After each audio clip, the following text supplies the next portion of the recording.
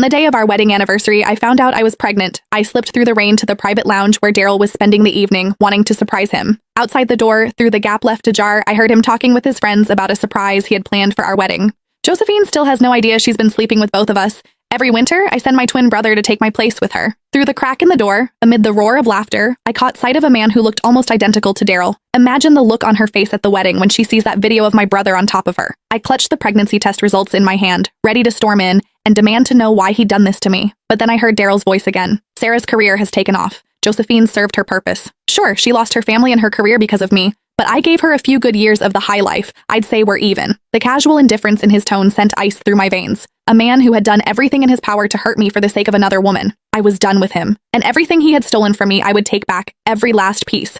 Inside the private lounge, the men kept egging each other on. Come on, Daryl, you've lost 3 rounds of dice in a row.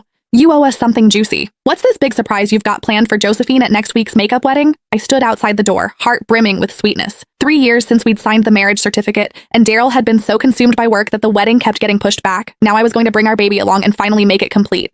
Ha! Bro, Josephine is such a fool. She has absolutely no clue you've got an identical twin brother. What do you guys think? If she finds out at the wedding that the man keeping her warm every winter was actually me, and then she sees our little bedroom video, will she lose it right there on the spot? The laughter inside swelled even louder. My legs buckled, and I nearly collapsed. I stepped forward, pressed myself against the door frame, and peered through the gap. Beside Daryl sat a man with the exact same face. Daryl leaned back on the sofa and clapped him on the shoulder. Vincent Sanchez, I owe you for these past 2 years. Your visits made it possible for me to be with Sarah. The man exhaled a stream of smoke, the haze blurring his features.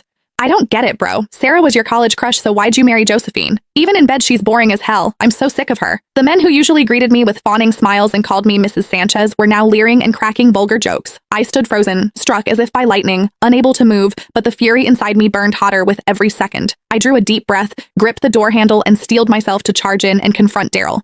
Then the words from inside stopped me dead. I was only ever with her for Sarah's sake. At the sound of that name, my fingers tightened around the pregnancy report until the paper crumpled. There was a tenderness in Daryl's voice I had never once heard before. Sarah went abroad right after college to chase her dream of becoming a jewelry designer. By the time I wanted to go find her, she'd gotten married. Later, when the international jewelry design competition came around, Sarah was so anxious about Josephine entering the same contest that she couldn't sleep.